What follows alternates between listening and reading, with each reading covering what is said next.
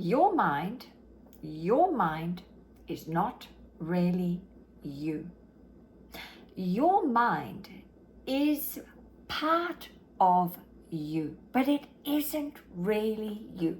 And today I'm going to help embody this truth in you so that you stop allowing your mind to control you. Because when you master your mind, you master your life. And today I want to help you master your life, because life is so short, and yet we tend to live our lives in a very insulated way because we are giving our power away by identifying with our mind and believing it's the truth. It's the Holy Grail, and this is it. You've got to listen to the mind. But you don't actually.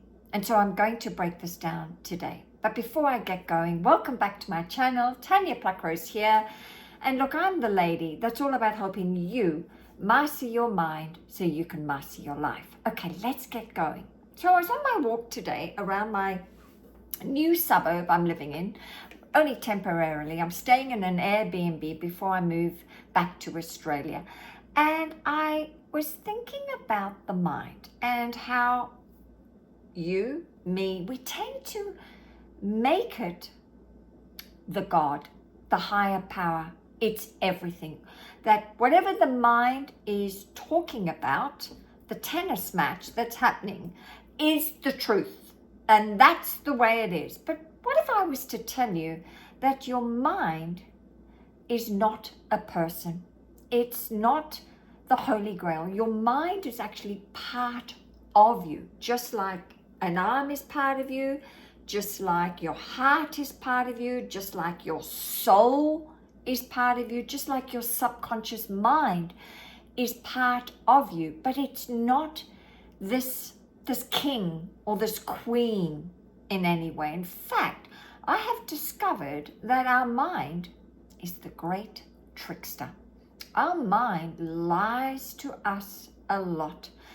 I mean, it goes on a rampage of thoughts about absolute mental junk about Tom, Dick, and Harry.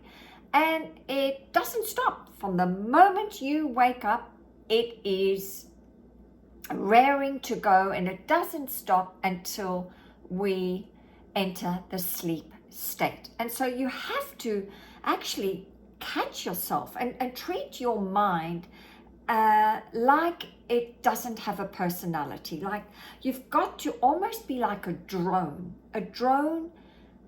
hovering over your mind and watching it have this beautiful tennis match day in, day out, you know, having an opinion. And these are sometimes strong opinions or judgments about people, places, and things. But that isn't really you. Because I know our soul is all about connection with others.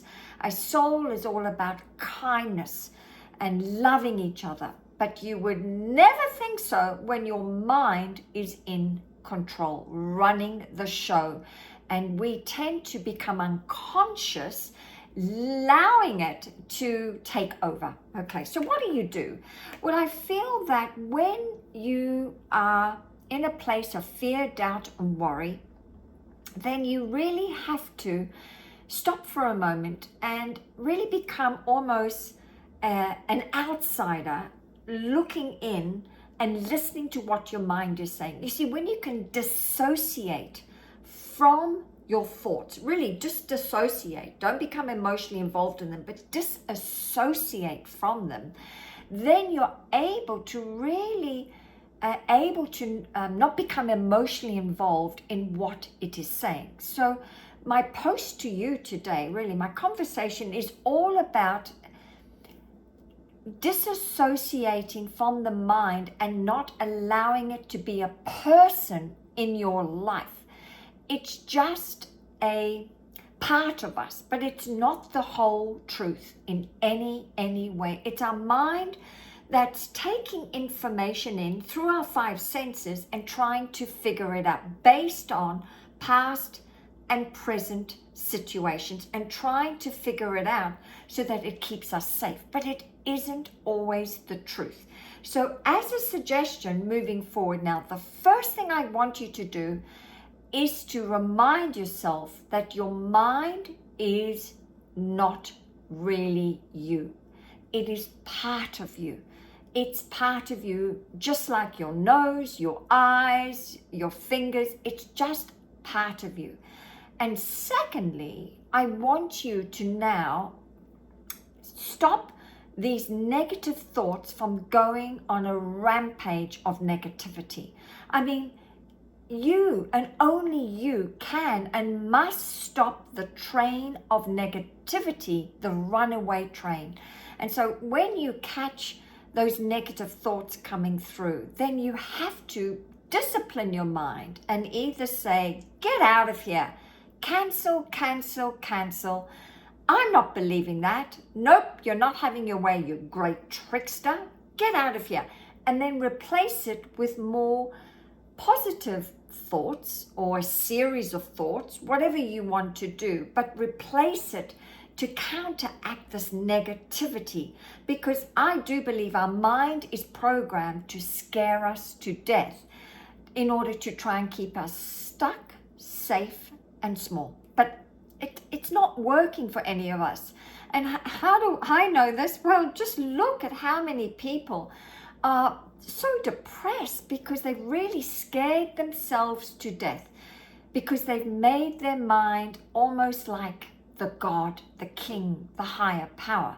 But you can start this very hot minute to disassociate from the mind and just say, it's part of me, but it isn't the truth. And every time the great trickster comes in, catch it and say, get out of here. I'm not believing that. This is what I'm going to believe instead. Anyway, leave your comments below.